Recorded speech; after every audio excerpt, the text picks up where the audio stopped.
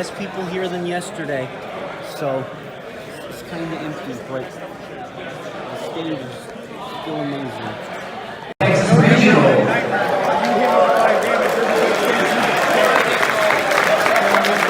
My name is Alexander, and I'll be your CEO for this event. With that being said, You're not killing me. we have. Oh yeah, everyone, can you hear me? No! Clap once. Come on, clap once. Twice. 3 times. All right, everyone, please grab your deck wrench and raise that in the air, and dab on it 1 time and pass it to the front.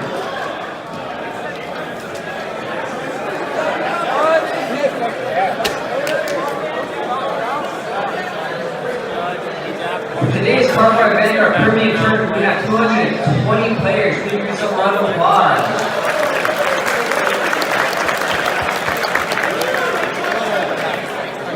And our future car buddy fight, we have 95 players. Please give it up buddy fight.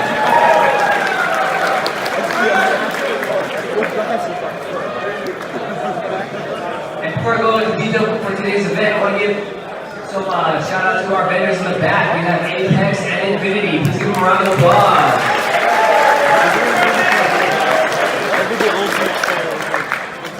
And with that being said, there is no selling amongst the show floor of the three players. You can only sell to the vendors. If you are not selling in any sort of fashion, PayPal, electronic banking, cash, you will be asked to leave. That includes the outside area. This whole 4th floor is reserved for our event. You need sleeves, packs, vendors got your back. And now moving on to introduce your head judge for today's event. Give it up for your boy, Alexander.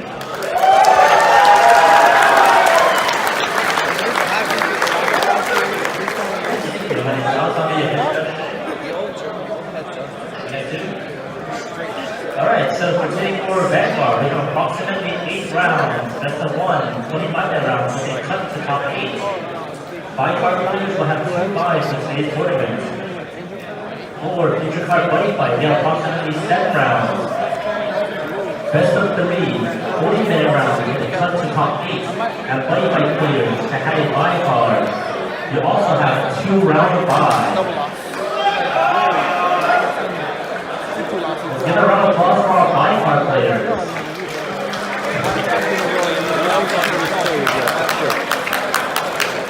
Alright, so anyway, today's end of time protocol will be 10 additional minutes to complete 3 turns, where the third turn player will be turn 0. If at the end of the 10 minutes or 3 turns, it will still result in a draw, they will move on to sudden death, in which case the first chain of damage, whoever has the most likely to fight or the least amount of damage in Vanguard, will be declared the winner. And for a buddy fight, if at the end of time, if you're not able to go to game 3 will be considered a draw. If at the end of the end of time protocol, you have a 1-1 score for buddy fight, it results in a double loss. But if you do finish on time, please be sure to call up our judge. Can we get you guys call the judge for me? Okay, I think this is bigger intensity, but that was not big at all. So let's try it again. Let's try a judge call. There we go. Judges, please raise your hand. Let's give our judges a round of applause.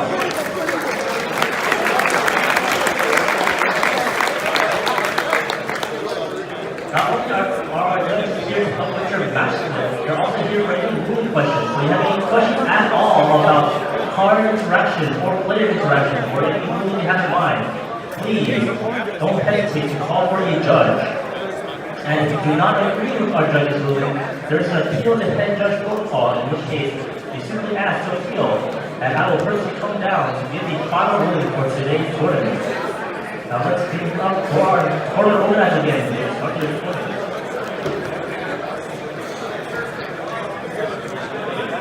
Alright guys, so really quick, we got water stations located throughout the venue. Please stay hydrated. Those with the bike park, please check every round just to make sure you are correctly. If you don't appear on the thing for 2 rounds, it's fine. You should jump back in on round 3. It's your responsibility to know what round we're in. It is your fault if you set an incorrect seat, so please check the physical pairings as well as the online. Always make sure you have the right seat. If the match doesn't match up with your seat, you're in the wrong spot. Bathrooms are located outside. There will be no lunch breaks. Please plan accordingly. There's Starbucks downstairs. Also, only English markers for Car 5 Vanguard Premium. Also, your sleeves sleeve, G-zone, and imaginary gift markers that your deck have to be separate. So 3 separate sleeves. And with that being said, someone's going to pen. Who's it going to be? Players, are you ready? Yep. It doesn't sound like it. Players, are you ready? Not really. On the count of 3, I want you to raise the flag. Stand up your ready. On the count of 3. Stand up your Vanguard. Ready? 1, 2, 3. Stand up, my Vanguard. So I'm here with my first round opponent on Premium Day. You just saw I recorded a little bit of the opening ceremony. So we're gonna keep doing some deck profiles today. Even though I'm not too big on the format, I do want to show you guys how much cool stuff there is to do. So would you mind telling us your first name if that's okay? Hey, I'm Bradley, and today I played Gold Paladin for Premium. I also play Gold Paladin for Standard normally. We share a lot of cards. Yeah, my favorite clans. So we have our starter, Crimson Lion Cup Turf, the V Series one. Unfortunately, recent ban list hit the old one, which kind of donked it. Kind of messed the deck up. We're actually only the second event, fun fact, to be playing with the new ban list. Yeah. So that's... New Jersey was the first one, and Gold's still topped, so apparently that wasn't really the problem card. It was okay, so it was a consistency hit, not a power hit. Yeah, That's what it was. So, grade 3, we're going to go straight into grade 3s. Obviously, Gold Paladin runs 4, Blonde Ezel for your stride target. Ezel runs Ezel? It's the combo piece. Bowmains goes and gets it if it's in your hand now. Later on, you'll see that I have another way to get it that most people don't run, which is weird. That was really interesting to see. I'm kind of sad that you weren't able to use it during the game. Next, we have 2 V-Series Raven. Good to ultimate, to spear right into after your Blonde Ezel. If you have the damage, you can get that extra crit in. Because you're not always going to have the 2 for Spear-X. No. Next, I run 2 old Raven-haired Ezel. Ultimate Break, which is, I have 5 damage. When I ride... You have to explain that kind of thing in videos now, no one remembers. When I ride, for the turn, my opponent can't guard with anything but grade 1s. Also gets 10k power. Typically doesn't matter. I run 2 Sagramore. A lot of people are running Platinum Ezel for the combo deck, where you go straight into... I've seen some people running 12 grade 3 where it's 2 Sagramore, 2 Platinum, and 4 and 4. So yeah, there's a lot you can do with your grade 3 line of Ezel, honestly. Yeah, I don't particularly like Platinum because it's a counterblast to activate and you have to hold your stride. Yeah, Platinum only really works on specific turns. What gives it the 0 success? The grade 2s allow me to, if I superior call one, I can call this from my hand and keep the attacks going, so I mean it's good as a 2-of. Right. The next, we're going to go straight into grade 2s, grade 2 spicy tech that most people don't run. I run 4 V-Series Flame Winds. It allows me to spear right from the deck still. It's just another way. It's just to build consistency for the deck. My brain wasn't is working. It basically taking the consistency over keeping your power ceiling post damage? Yeah. So the problem with running old Raven-haired Flame Winds is that you still have to rely on having Bowmains and Blonde Ezel in your hands. Right. Which, or if you're still main decking old turf, you have to rely on still having those two. It's 2 cards 2 different ways. Next, obviously, 4 Bowmains. I'll tell you right now. It's next turn Gold you were probably Paladin dead. Like, I think Garmor runs that in both formats too. Yeah, it's just it's so Going out hard. the entire field. It's just This it's a guy way to was gonna be superior like ride. 70K. It gets a free unit from the deck if you don't have them out already. It's just a really strong plus. Even though you discard a card, you still plus. Yeah, and unlike most gold paladin effects, you search for a card, not Yeah, it's play not the top. RNG It's not game, top so of the it's, so deck. it's really useful. Oh well. So what happens Next, when you don't I play run forever? 3 Kaiden. Right, now that's Advance of the- interesting because I have not seen that No in premium as a losing for list you. before. I run 3 Advanced Black Chains Kaiden. It is the first V series top of the deck search that shuffles, which is it's really nice. Because the monochrome Because both if I drop a normal unit, both even though Athel, with which grade was ones just are higher, discard a card, the and skill is like, Vivian, you gotta suck which it was a up. counterblast and a soul blast. So And, this kind of Zoa takes gives the power to a little bit from both the effects game.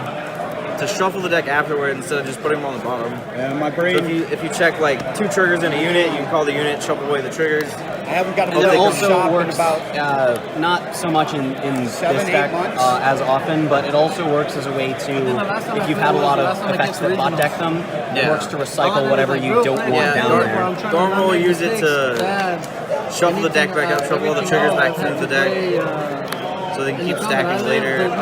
Grade 1s, I run 3 Black Chain Hole. Power boost is super nice. A lot of people don't understand how this works with strides, but it's when a unit's placed in front of him. So a stride will get the effect, Strides are definitely placed.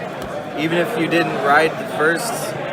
Strides will get the effect, and it's +5 normally. If Caden happens to be on the board, it's a +10. So strides will get to be 45,000, 50,000 with the new crits. Easy.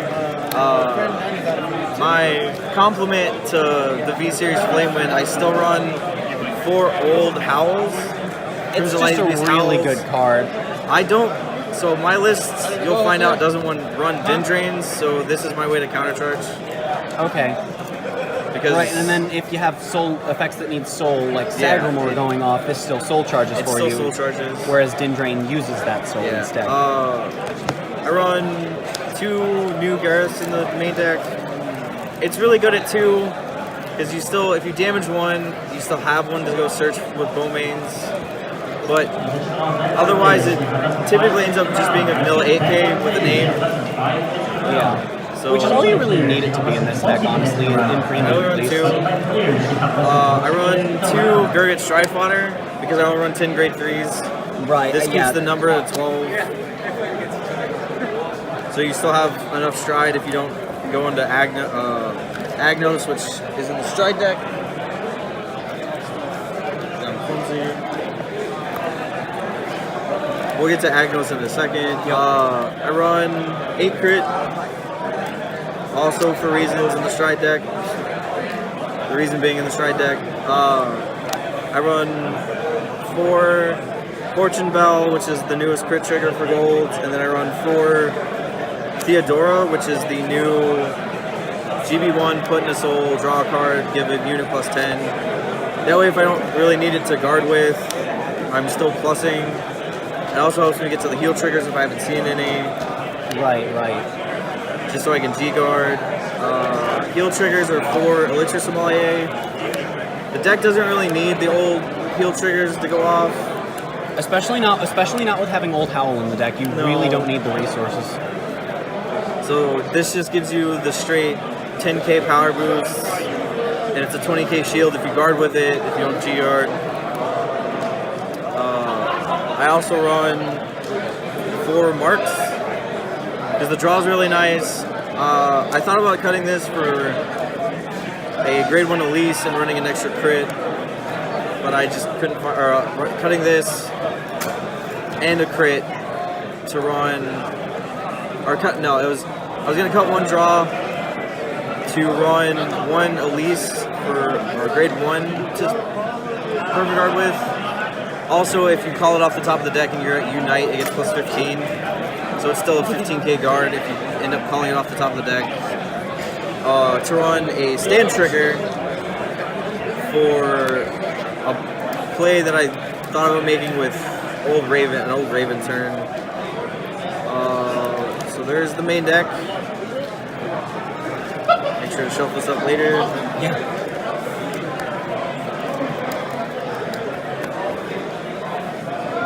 We'll get to strides in a second. The stride deck's kind of weird. So one Agnos, pretty standard now. It allows you to free stride. So you're not always hinging on having one of the grade 3s or the Goro Duck or whatever. Right, and if you're able to go into it, your other strides aren't always the best. So if you're able to go into that first stride, it's really helpful. Yeah. Also, if your hand isn't really trigger heavy and has a bunch of units or whatever, there's like units and a couple of the creature that go on the soul to draw a card. Its skill isn't the worst. Right, because if you call down those crits, you can then generate more soul and refund them on top of his already draw 3. Yeah. And then strides still have triple drive, so that's a +6. If you're not really minusing, I run an Ultima. This is the card I use normally with old Ravenhair. You search a couple of crits, call full boards, 6-7 attacks, depending on how it goes. And they can really only guard it with triggers. Yeah, they can only guard with once. Oh, they can only guard with once. They can only guard with once. Oh, okay. I thought it was that they couldn't guard with your once. opponent has to be running a lot of grade 1 PG. They can still, they still G-guard it. Yeah, so they either need to have, they either need to be bricking with Luard or sacking heals all game on the drive checks. But you typically get them to 3 or 4 damage. They push you to 5, you ultimate break, ultimate stride, which is why I completely split Raven. I still run 4. You go into him and it's all my attacks are going to kill you, so try to guard all of them if you can. Plus with Ultima, it's not even a bad card without Old Raven. It's still a really good kill card. So. I've still gotten into it without Old Raven. With opponent doesn't have a lot of cards in hand, and they still have to guard 30,000 power attacks. Especially with Caden now, you can kind of get around. It gets even bigger. You start getting into the 50s with no trouble at all. Yeah. Next stride, I run 4 of the pure card advantage Gold Paladin stride. That makes sense. Fury Helios, Unite, flip a copy of him, he gets quad drive. If you happen to be at G-Break 3, he'll get 35,000 power easy, which is really nice, because then you're like, oh, look at my 62,000 power attack. You can't PG this, by the way. It's like, yay! He's good. Another good stride for Ravenhair is Golden Dragon, Glorious Reigning Dragon. You have, when you get to 6 or 7 face up G-guarding and flipping, just striding throughout the game, and you happen to be at 5 damage, right, Old Raven, you go into him, it's well, I'm going to have a whole front row of attacks and then a whole another front row of attacks plus him. And then he refunds himself when you're done. Yeah, and then, if you call 3, you get a counter charge and a soul charge, which is nice. We'll run them at 2, because you only need to use them once. If you use them more than once, you're probably going too late in the game. At which point, your deck is either empty or running out of steam. Yeah. I run 2 Holy Sword Head-in-Law currently. Going into this tournament, I wish these were Mithril Ezels, just because I'm really afraid of the Chaos Breaker matchup. Though currently, with the new stride for Stargate, Avalanche, Blue Ball Avalanche, even Mithril Ezel is kind of a bad tech, because if they have 2 face up and you go to unlock your board, you just bind your whole board. Yeah, so once their first stride's over, you start losing your board. Yeah. So this allows me to, if I'm not really that far ahead in GB, I can go into this. If I've done, Helios once, I can end up giving a board +9 on a Raven. It's still pretty good numbers. Not the best, but numbers are numbers. Numbers are numbers. And you're making a lot of attacks. They don't have to be massive, No, they don't. You just got to ping them, especially if you're really close to being done with the game, like you're both at 5 or whatever. I run 2 Spear X Dragons because this deck likes to go to grade 3 while your opponent's grade 1. And if they happen to give you 2 damage from a crit or whatever, you can go into this really easily and start plussing. I only run it at 2, and typically I flip up a Master Helios just because I do run Heavenly Law, so it flips it early. Right, so even if you're not striding Helios first stride, you can still have a bigger buff than just the 3K when you stride Heavenly Law. And also, if you stride him into him, he's automatically G-Break 3, so... Right. And because they flip up anything, it's good at 2. You can flip up something you don't need. Except, you know, you don't really want to flip up Agnos or Ultima with it. Well, you can't flip Agnos. You can't flip Agnos with it. Flipping Ultima is just a flex when you know you're about to kill somebody. Yeah. I only run 4 G guards, which we'll get to now. I run 3 Slammy Flares. One of the best G guards, in my opinion, in the game, really. I could see that opinion, yes. So it refunds a unit, so like a Howl or Caden that you've already seen all of the Cadens, like the 3 Cadens, I'll put 1 back. See if I can get a call off 1 later. Gareth, if I have another Bowmains that I can use. So it's just really good that it puts a unit back and it checks top 5. And with Halo Shields being on place, not on place from hand, you can PG with it, which is really nice. Right, that's really useful for any matchup that doesn't let you call Sentinels or grade 0s or grade 1s if your list runs those. So it's really good. I found it really good in the OTT matchup when Ichishima, even the old one now that the new one's banned, they go to attack with Tom, it's like, oh, you can only guard with triggers and you don't happen to have one in your hand, you're like, oh no, you can't. Ichishima blocks triggers. No, but it is still really good. Unfortunately, it's banned now, but it is still really good into new Ichikishima. Yeah. Because you can just start dropping massive shield value. With Yeah. It has saved me with OG Ichishima. It saves me. It's really good in the Shadow Paladin matchup because the new Shadow Paladin Stride Morfessa has the guard tax on it, so you have to guard with 2 from hand. Right. So whereas with this, you discard 1 from hand and guard with 3 in total. Yep. 2 or 3. It says up to 2. Yeah. So if I hit a PG or something, or if I can block it with 1 card, I'll use 1 card just to refund all the triggers or whatever if I see a bunch of triggers. I run 1 Elise, which is the G-Guard flip, True Liberator healing Elise. Counterblast 1, flip a G-Guard. It only searches top 2, which is a little lackluster, but you win. If the attack doesn't hit, I can take the unit that she called and put it in on a rearguard circle. So if it's like I called a crit trigger, the new GB crit trigger, I can put it on the field and use it next turn or the turn after. I can put it. Unfortunately, it says move. Yeah, but that's still useful for grade 2s because, like we saw in our game, you're able to put the grade 2s in the front row and then just intercept with them later. You can intercept with a grade 2 you put there or something. Not really a whole lot else you want to try to call with her. Grade 1s are okay too, because you can just move them to the back row and keep them safe. And it at least gives you the setup with the... I don't remember its name. The new grade 1?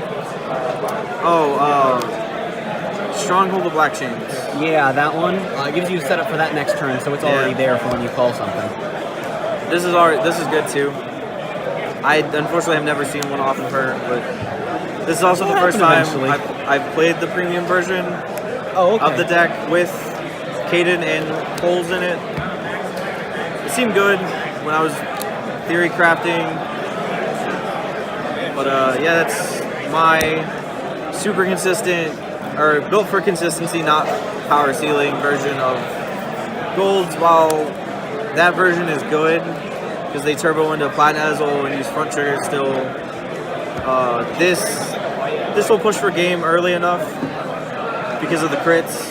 Everyone is like, oh, he's probably running fronts or whatever. And I'm like, crit? Because you didn't PG this? And then once you see V Wonder as it also throws a lot of people off because then you start having to wonder what exactly you're dealing with. Yeah. The other thing. So I think the element of surprise is definitely it's there. helpful in this deck. The other thing about V Wonder Ezel is that you can use it on a superior call to call other things from hand, like Sagramore. So that's a combo. Say you check this off of a Glorious Reigning, and you didn't see enough units to really matter, that you don't really want to call over your other things. You're like, oh, call V Wonder Ezel, trigger on stack, call a bunch of this other stuff. Okay, resolve this trigger, call Sagramore, use Sagramore still to call something else. Right, so it just keeps your attack chains So rolling. it keeps the attack chains going. Sagramore after him allows you to draw an extra card to see if you can get to the Stronghold of Black Chains hole to make your non-Excel marker rear guards bigger. So it's really a more consistent version of the deck, in my opinion. You're using V Wonder? Thank you for your time and showing us your deck, and thank you for the game. Yep. For round 3, and the room is still pretty full, but much emptier than it was. I'm undefeated so far. Had a scare with a missing Zoa, but I will be there before this day ends. Reporting around a little bit. I'm undefeated after round 4. Things are going great. We're kind of emptying out though, so that's cool. I don't know what's going on with Buddy Fight though. The objective is in sight. We're back with a familiar face and just another deck profile. I do want to quickly say that I am sorry that I haven't recorded much today. It got really stressful and then I was really annoyed. But we're here now for one final little recording with a deck profile. So we're here today with, I'm sorry I don't remember your name. Vincent. We're here today with Vincent and he's going to show us what he played for Premium today. You said you played just the first 7 rounds? Yes. And went 4-3 with this? No, unfortunately I had 2 opponents that didn't show up, so I went two actual wins and then 3 losses. It's 4-3. Yeah. But okay, so I guess let's just get started on the deck. You'll notice right away it's not something you'd expect to win 4 times here. I'll be mad. But Chaos Breaker top, so like this makes sense. Anything's possible, right? Yeah. So do you want to tell us a little bit about what you're running, what the deck's all about? So this deck is really just one of the memeiest decks that you can make. I really love it just because I like a lot of the villains in the anime. If I could somehow fit Brant in here, I would, but that's just unreasonable. It combines the worst of Geese with Glendios, basically forcing my opponent to make a choice, either to completely commit to the board and see if they can wipe me out early, or to play the slow game and see if I'm not lucky with triggers. So for context on this, we did end up playing the game quickly before recording this. And I chose the former option, and because you didn't see Glendios, it ended up working out perfectly for me. Yeah, you're in a rough situation. So yeah. It's a very, very bricky deck. If I can get Steam, then I'm able to get my defensive cards running, and that's for the long game, but against things like Neo Nectar and Ezel, once they get going, they'll just run me over. Yeah. So I like playing this just because I'm not as serious about Premium, just because of how crazy it's gotten. Yeah. But in a meta where aggro decks aren't the mainstay, I think that this deck would do a lot better. Or even with slower aggro decks. Like this could probably do well against something like pre-Morphessa Lure. I actually was able to, one of my wins today was against Nova Grappler. Okay. Mostly because he wasn't able to get onto Victor quickly enough. He actually started his first ride on Rumble Dragon, but I was able to lock him down with Blue Ball Avalanche.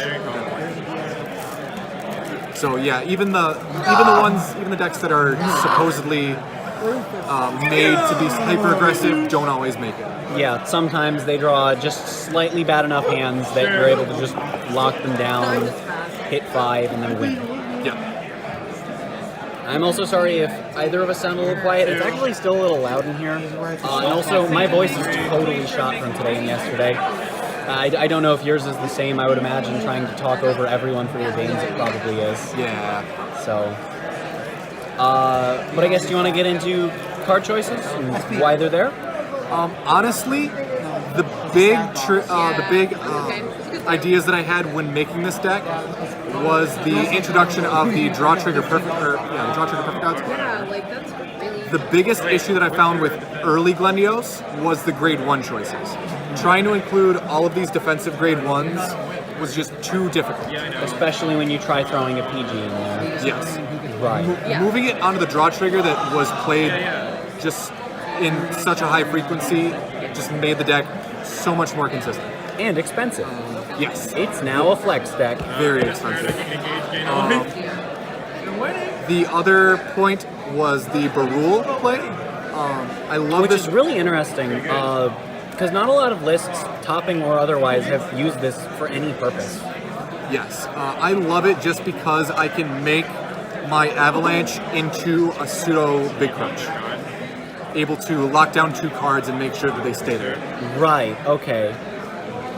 Yeah, that seems really useful for doing that, actually. Yes. That makes a lot of sense. Other than that, it's pretty standard. Just trying to lock down circles from the deck, making sure that I have enough reverse units. The other fun point about this deck is that I really like my flavor, so I don't play, a lot of people have questioned why I don't play Stark, even though if I wanted to, I could ride into it. Right. That's just because I love having, these are actually the reverse units that represent all of the other clans that I've played in the past. Okay. And I have the Zeroth Dragons to match. I play the reverse units the way that I do, just in case the situation comes up where I can't find the Glendios. I'm still able to Ultimate Stride if I can find a matching pair and go into Right, so it's kind of somewhere between traditional Gize lists, traditional Glendios lists, and that, I don't know if you remember when this topped early premium, but there was a list that topped, it wasn't like an official Bushiroad regional, but it was a pretty big event, and it ran Gize in the deck, and all the reverse units, so that it could ultimate stride anything based on the situation. So it's kind of somewhere in between those 3 builds. Is that accurate to say? Yes. Okay. Was that a Mer? I've heard of the Murakumo build that could stride anything. That's Nubatama. That's Nubatama. Nubatama. And that could only stride based on your opponent. Right. But yeah, Nubatama could do that.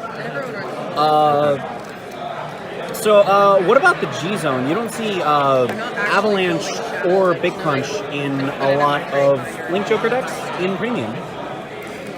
Those are really there. I love them just because Big Crunch has just been a staple for me. As soon as it came out, I just fell in love with it. It's a really strong card. Its only downside is it's a little bit slow. Yeah. Avalanche makes up for that. The only downside of Avalanche, though, is that I can't be as selective as I would with Big Crunch. Right. With this deck, just because of how it is, I like to damage deny a lot. So the majority of the time, my Vanguard attack is going at my opponent's rear guards. Right. One of the other biggest counters to this deck is Great Nature. Actually, it was really great to see my opponent playing Compass Lion today. And he actually called it to the Excel circle and was able to destroy his other front row circle, leaving him with only 2 rear guards, which put this at a real disadvantage. So I just have one question, unrelated to the deck profile. Okay. I just want to know, could be related to deck profile. What round did you play against this Great Nature player in? Great Nature player was round 3.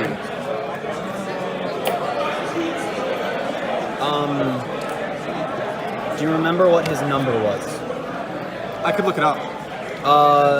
If you could do that after the deck profile, I'll write it down. I'll insert it into video because it may or may not be somebody who did really, really well both today and yesterday. So if that's the case, that means even more for this deck. Yes. The final point I guess I'll say about this deck is the introduction of the 20k heal triggers helped it a lot as well, just in the loss of shield. But something that some players have picked up on it and some players don't is the combo of Taboo and it's actually Dismal. I was actually going to ask, once you were done talking, if Dismal was there specifically for that combo. Yes, I love it. Okay. It's my favorite. Go to Apex and Chronicles. Taking 2 or 3 cards and making extra PGs out of them without having to break the Sentinel rule is just so fun. Yeah. I love it. And even if you don't have the heal, the grade 1 still does act as 4 extra PGs. It's pretty nice. Like, at the cost of a rear guard. Yep. So it's like better Magatsu. Whatever. Yeah, the Dismal just helps when you're trying to make your Glenios G unit plays. either way, we Just to both have that one extra reverse unit still in the field. Right, okay. Would you say that's about it, or is there anything else you want to say? Nope, it's really just a deck that once it gets over the hump, it's really hard to overcome. Alright, well, thank you for your time, and also your time yesterday, and all of the games that we played between both days. And you have a channel, correct? I will in the future. You will, okay. I hope If to you're do watching this in the future, I will try to edit the channel link into the description whenever you have a channel. So just remind me to do that if you remember. And hopefully I'll talk to you more. Maybe we'll do some fights online if you'd be up for that sometime. And I guess this is probably going to be the end of the video, so I just want to show off the vendors for the day. Apex, TCG. They were great. They had an amazing selection of singles and sleeves that I bought stuff from. And then also Infinity Cards, who also had just an amazing selection to buy from. I kind of wish I had more money, but I didn't.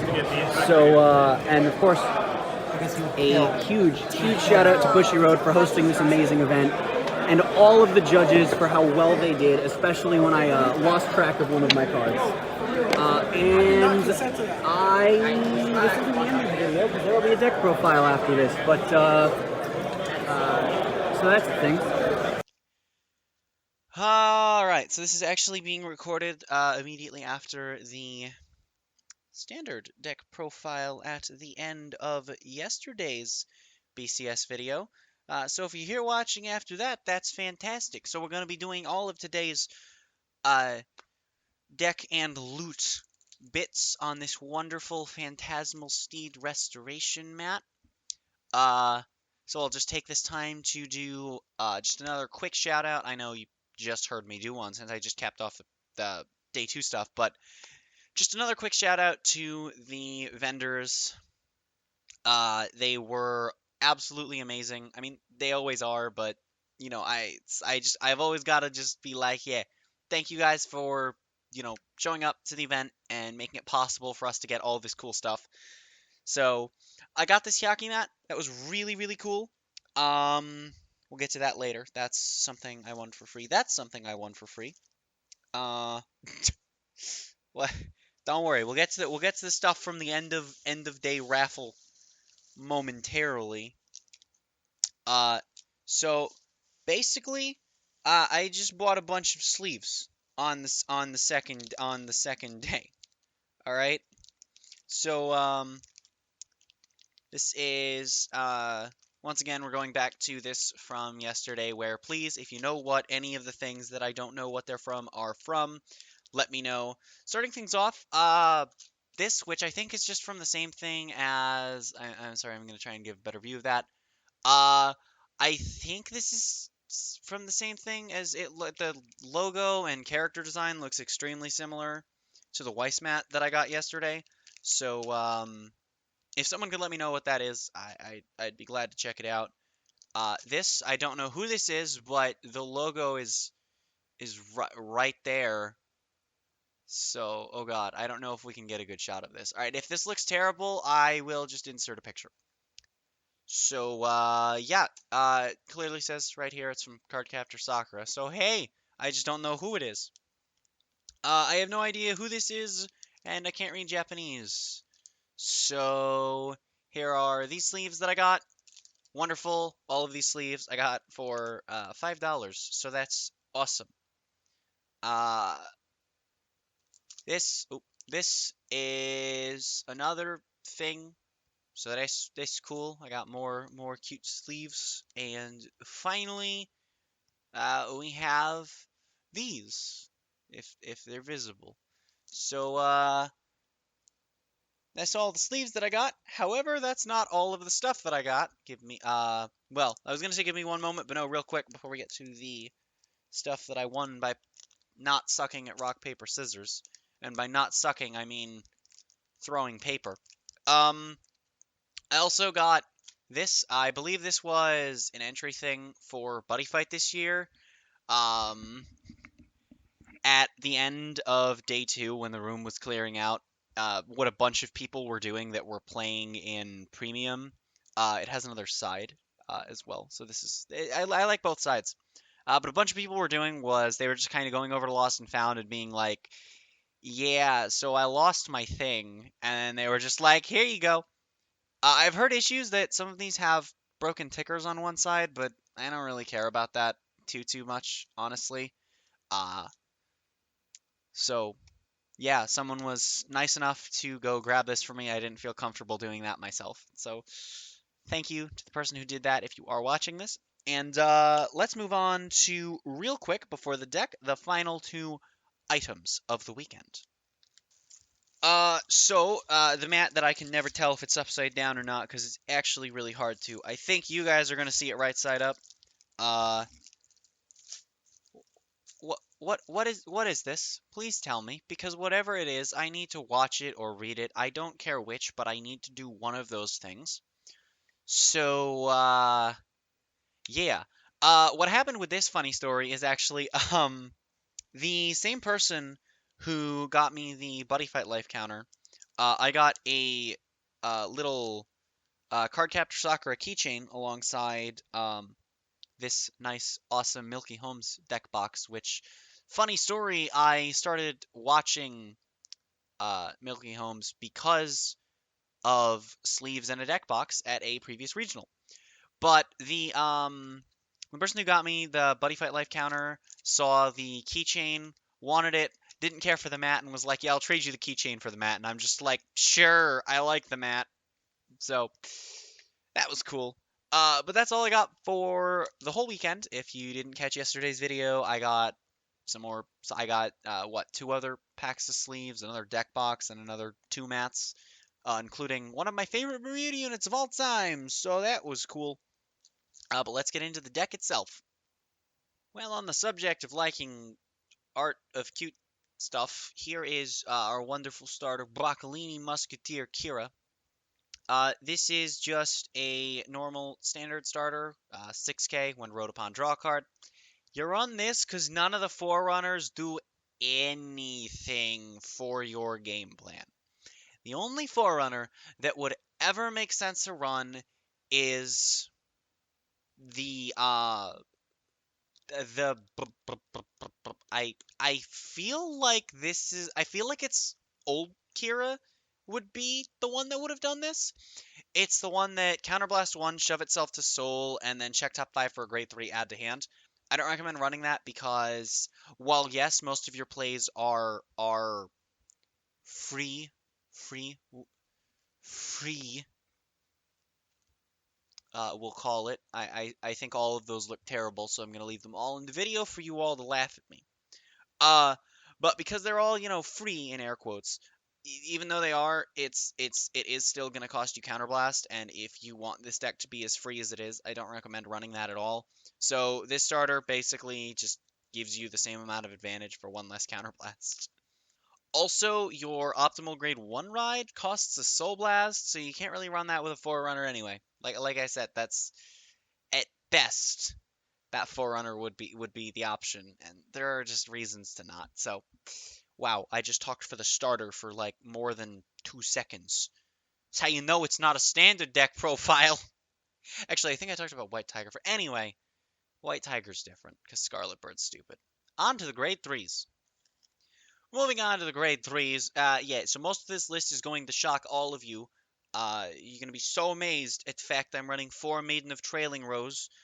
This card's your main ride, gives you a force marker, gives you 2 tokens. If you're able to Sabreeze with it by winning the grade 2 game, or by winning the grade 2 game to your opponent just sitting on grade 2 all day, every day. I can't even see where these are on the. Oh my god, the lighting is just painful. I am so sorry.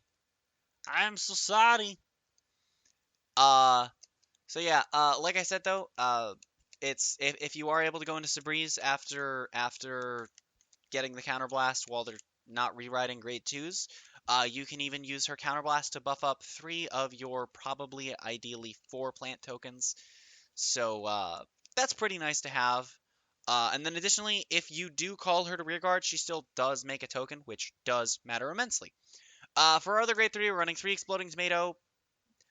Honestly, we don't care. He gives you a force marker. That's all we run him for. You can realistically get away with running Cecilia if you'd rather for this. Um, you can act Vanguard or Rearguard, retire 2 of your plant tokens to have him gain 10,000 power, and then on Rearguard at the end of a battle that he attacked, you can retire him, draw a card, and call to. Or no, I'm sorry. I think the retire 2 plant tokens draws a card, and then you retire him. You call 2 plant tokens to the back row. It doesn't usually end up mattering. If you wanted to run a jank build with stand triggers, I could see this getting really spicy. But it's you run it for force marker. You could run any force grade 3, in my opinion. So my grade 2 lineup is gonna shock everyone watching this for Sylvia. Gives you a token on ride or on call at no cost. That's literally all it does. It enables some really good early game. It enables some crazy large multi-attacks. Speaking of large multi-attacks, 3 Kaivant. Kaivant just kind of says, hey, you see those tokens? Well, when I see them, while I'm beginning to exist, I get 5,000 power for each one. So he's usually a 25k beater with 15k boost behind him sometimes. So that's really, it's great. That's nice. Um, Additionally, we have 3 Irminsul. You know why? Because he says, hey, you got 2 of those grade 0s. They don't even have to be tokens. You had to call down your triggers. That's fine. I see those. I counterblast 1. I draw a card. And column gets plus 10. It's fine. It's fine. Like I said, everything is quote-unquote free in this deck, but it does end up costing Counterblast. Kaivant is your best offensive card, and Irminsul is your best defensive card. Not that you'll really be playing defensively. You could build a more defensive variant of this deck without the Kaivants and 4 Irminsul and a little bit more recycling power. I don't recommend doing that, especially not into this meta. You'll probably just die to other Neonectars, and you'll die even harder to your losing matchups already. And of course, wrapping up the grade 3 lineup is the spiciest tech of all that no one's ever run before, Maiden of Gladiolus at 3. All foil. I have 2 copies of this card somewhere, but I didn't feel like looking for them. So I said screw it and bought 3. So I don't regret this decision. It's a good card. It's a spicy card in, not this build. So she says when she attacks while boosted, counterblast 1, choose one of your other rear guards, and call another one from the deck. So in the case of Kaivant, you just call it another massive beater. In the case of Irminsul, you just call out some more draw power. That is a counterblast 3 play, but what else are you spending it on? In the case of calling down Sylvia, Trailing Rose, or Merca, which is a grade 1 we'll get to later, it ends up being, with Merca, costing extra soul, but it ends up being 2 30 to 38, depending on exactly which one you call swings, all of which will have a crit because you play Force 2 into just about any matchup with this deck in Premium. Starting off the grade 1s, we have Merca. When placed Vanguard or Rearguard, Soul Blast 1, create a token in her column, and then when another Rearguard is placed while she's on Rearguard by a card effect, then she'll get plus 3k. So that's cool. I think it has to be, no, I'm sorry, hang on, let me, or is it just, no, I'm sorry, it's when another Rearguard is placed in the same column. It doesn't have to be by skill. You don't really care about that second skill in either format, really. I don't think I've ever seen it matter in Standard. Uh, and what you really care about is that you can ride her, get a plant token behind your Vanguard immediately. Aside from that, she doesn't really, she's just 10k shield. If you're out of Sylvia's and Trailing Roses for whatever reason, and you are on your Katrina turn, which is the main stride of the deck we'll get to later, and you have the soul for it, she is a nice way to enable, what is that, 26k multi-attacks on the Force 2, so for 2 crit each.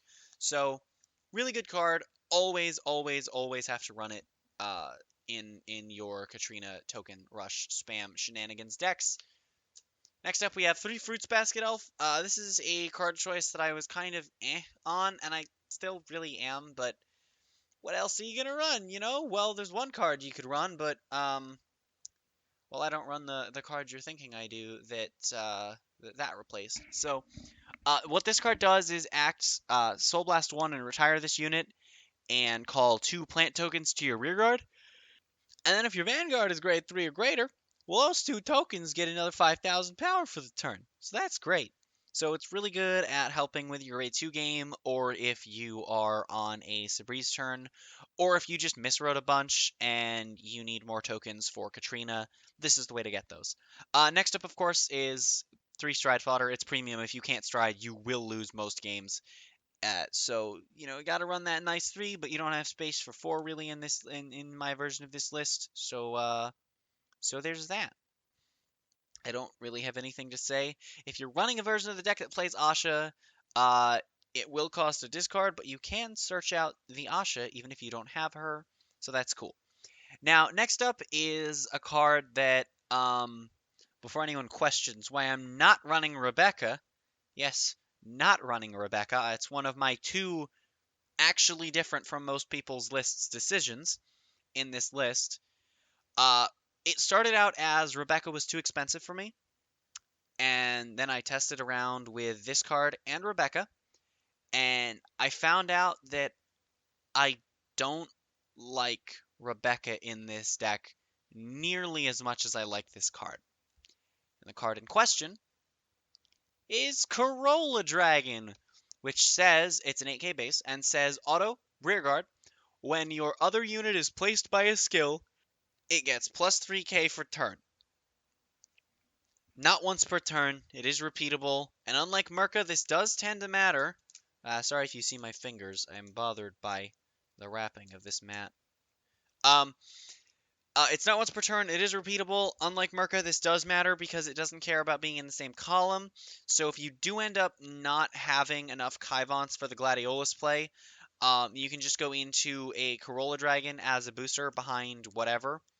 And then Corolla Dragon will typically get anywhere from 9 to, I think, 21 is the highest I've ever had it get boosted. So that's for, what, 7 calls, aside from itself, following itself that turn. So it's able to get to be a really big booster. Typically, it's going to be around a 17k booster, so it's only slightly bigger than your plant tokens, but that slight difference can sometimes matter. You don't get to bounce it to hand like you can with Rebecca, but you also get to save the soul for G-Guards and Fruits Basket Elf, so it doesn't end up mattering in my opinion. And I do feel that Corolla is better, even though I did not, even though I did not top with this list, unfortunately. Next up, we're back to the surprising shock value factor of Happy Lucky at 4. Premium Collection Crit GB1 when your Vanguard attacks. Eat it from rearguard, draw a card, and your Vanguard gains 10k. It never comes up. It may occasionally come up first stride if you only have exactly 4 plant tokens, but aside from that, you're never going to use this. It's a 10k crit that has an occasional use. You just run it because it's technically just a better version of the other standard crit. Next we have is the other standard crit. It's pretty normal, and of course, as any sensible person would run in premium, you've got 4 heals because it's nice, wonderful to have. But what's different about my list from most, I run draw PGs. The extra draw power and having the PGs saved me in literally all 5 of the games that I won, except for one, which I ended up winning because of Corolla Dragon's power boost. So, that's cool. Um, and I think not running PGs in this deck, in this meta can really, really hurt you. Um, it's really nice to have. I mean, they're PGs. I don't know how I don't know how exactly I'm supposed to justify the fact that I run PGs. So we'll just move on to the G zone. So we're gonna start things off with the G guards. We have 3 Bond Protector Musketeer Antero. This is a card that says when placed, cost Soul Blast 1, and he gets 5,000 shield. So he's a 20k shield for a Soul Blast. If you can't fulfill his other conditions, I'm not sure why you're specifically using him, because you're paying a Soul Blast for what like everything else you could be using could possibly do. But then, additionally, he says that he gets another 15,000 shield if you have either 1 or less or 4 or more rear guards. So basically, if you get board wiped or if your field is full, or if I could stop yawning, then he is a 35k shield, which is really, really useful. I hard guarded a Dimension Police player with this, with 2 of him. It was great. It was wonderful. This is a really good G guard. You can't run less than 2 of it. I feel like 3 is the best amount to run it at. I should mention real quick, I am playing a total of 6 G guards, so that is something to keep in mind. But Antero's really good because he's massive shield numbers for playing your deck. It's also another reason that I don't like Rebecca, because if your opponent has even a single retire skill after you have used Rebecca, Antero is instantly offline as a resource unless they start killing more of your stuff, which if they know your G guards and they're not like a hard retire need your board empty deck, they probably won't. So yeah. Next G guard we have is Rain Breath Dragon, which says when placed, choose a card from your hand, call it to rear guard, it gains resist, and if you did this, it gains 5,000 shield. Basically, this is an Antero enabler. That's how I've been running it, at least. What you do with it is when you have 2 rear guards, you go into this, you call a token generator to rear guard, Sylvia, Merca, preferably not Merca, but like Sylvia, Merca, Trailing Rose, any of those things that generate tokens on call. And then that gains resist, so they can't retire it. And then additionally, that's able to call a token, which will then bump your rear guard count up to 4. If you already have 3 rear guards, you can just call whatever, bumps you up to 4. It's a 20k shield, so you didn't waste your heal, and then Antero's buffed up if you have another heal in hand. So it's really nice. Moving on, next up we have Sacred Tree Dragon, Rainbow Cycle Dragon. This card does not gain any extra shield value. It is a loss of 5k shield to go into this, but it's worth it because all of the 3 ofs that we're running, well, we have Gladiolas. We'd like to see them again.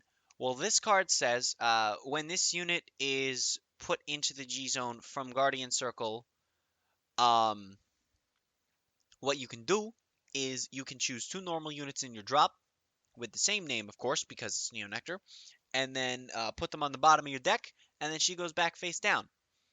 You typically don't use her more than once in a game, but it lets you if you have to. But more importantly, you can recycle those Kaivons, Irminsuls, Trailing Roses, Sylvias, whatever you need to go for that second stride kill. So it's just a really good G-Guard to have for that, and it's usually worth the minus 5k in shield.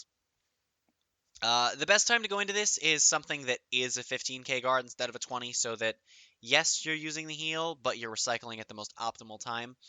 And then of course for the final G guard we have Flower Princess of Cherry Costarina. I don't know this card's name, so I just had to read it. I'm sorry.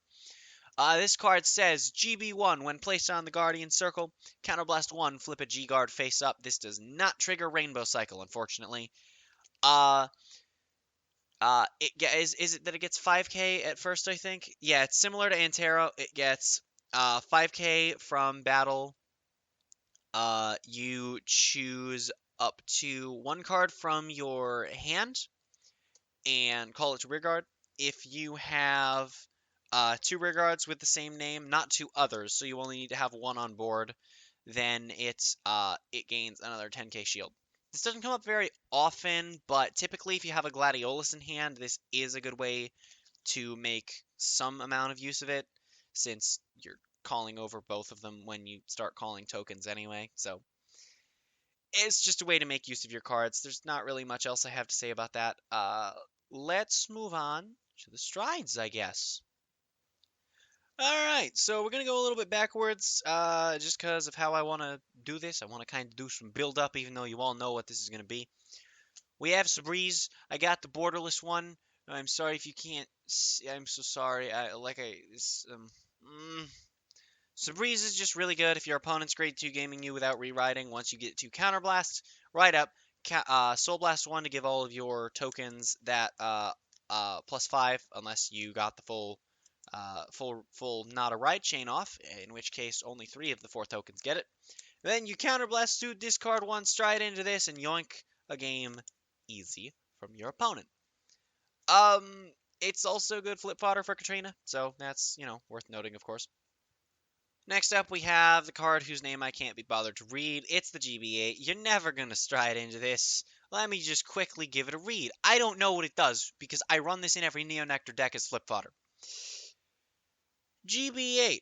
Auto, Vanguard Circle. Choose 3 normal units from your drop zone and return them to your deck. That is the cost. When this unit attacks a Vanguard, you may pay the cost. If you do, choose one of your units. Search your deck for up to 3 units with the same name as that unit.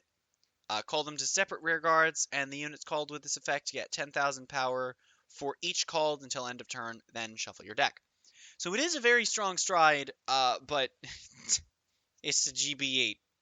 Need I say more? Next up, we have 2 copies of Flower Princess of Faith Celine. I have to read this card as well. This is from a trial deck. I'm reading the foil version. This is not the foil version. Auto Counterblast 1. When this unit is placed on the Vanguard Circle, you may pay the cost. If you do, choose up to 1 card from your hand, call it to rear guard, and that unit gets plus 5,000 power until the end of the turn. If the called unit has the Bloom ability, countercharge 1, soul charge 1. Obviously, this is flip fodder for Katrina, alongside my next choice, which is Flower Princess of Spring Arborea. This card says, when this unit's attack hits a Vanguard, it's from the first Neonectar trial deck from G. So, gotta love them on-hit strides. It says, when its attack hits a Vanguard, you can search your deck for up to, you choose one of your rear guards, search your deck for up to 1 unit with the same name, and then the called unit gets power plus 2,000 until the end of the turn. So funny story, actually. I almost got screwed over by a Nubatama player because I flipped this instead of Celine. So, but he didn't go into Mugen Lord Dagoku, so I ended up not caring at all.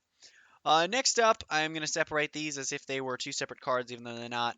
We have 4, what is the name? Untainted Holy Damsel, Green Katrina. I separate them like this because got 2 stamped, 2 not stamped. This card is the heart and soul of the deck. You can build a token aggro deck without her, but have fun. The deck literally loses all of its plays if you do that. This card says, on place, flip a G unit from face down to face up. and call plant tokens up to the number of face-up G units in your G zone, and then it gets continuous. All of your plant tokens get power plus 10,000 until the end of the turn. Then the continuous wears off. Additionally, she says that for free, when she attacks, search your deck for units up to the number of plant tokens you control, call them to rear guard, shuffle your deck. That's it. That's literally the whole thing. That's all she does for free. So you call 5 tokens down, and then you you swing with 2 columns of tokens. Then you swing Katrina. When Katrina swings, you call out Gladiolus and whatever grade 2 you're calling out. And the other grade 2 is on the force 2. And Katrina sacks triggers, and then the Sylvia or whatever swings. The Gladiolus calls a new one out, and you swing it again. It's all you do. Lastly, we have Zoa, of course. It's usually if I know that I'm going to kill, I will flip the Zoa with the Katrina, just because. Zoa says when placed, it's an ultimate stride, by the way, so it's a 25k. You gotta discard your Vanguard for it. It says when placed, counterblast 2, draw a card, call a card from hand to rear guard, and then the called card gets a skill that when it deals damage to your opponent's Vanguard, you win. And then uh, it also has an unchangeable 99,999 power and cannot be chosen by card effects. So that's neat. So I guess that's about going to wrap up all of my, well, not all of, I should possibly potentially have another topping deck profile, but that's not going to be happening until next week, if at all. So that's going to do it for now, at least, for the BCS Houston 2019 stuff. If you're interested in more Vanguard content, of course, be sure to let me know. Here was my lineup of plant tokens and the sleeves that I played them in, along with the sleeves that I played my deck and G-Zone in, backwards of how I placed them. It's just a plain green box. Again, shout out to the vendors, Bushy Road, tournament organizer, judges, everyone that I played against, except for the DI guy, because no. And thank you all for making this weekend so amazingly wonderful for me and surely for at least a majority of the people that were there. So yeah, that's about going to do it for this video. If you liked it, be sure to leave a like. If you didn't, there's also a button for that. And if you press that button, be sure to let me know down in the comments what I could be doing better. I'll try and do better, unless my mic in which case there's not really much I can do to help, especially if it's while I'm at the event recording with my phone. I really can't help you there. Talk to Apple about that one. And if you're new here, be sure to check out some other content on the channel. If you like this kind of content or whatever else you're seeing, be sure to subscribe. If you want more Vanguard content, tell me what to do. I'll try and give it a shot. We'll see what we can put together. And if you are subscribed and you want to see some notifications whenever I upload, well, you could try the bell, but I make no promises. I have to get stuff edited, so I shall see you in whatever the next video is. In the next off-schedule video should be a Dokkan video tomorrow, so hey, if you like my Dokkan tent, that's Dokkan content, Dokkan tent, then that'll be exciting, and I will see you in the next video you watch, I suppose. I should end the recordings. That's typically considered important.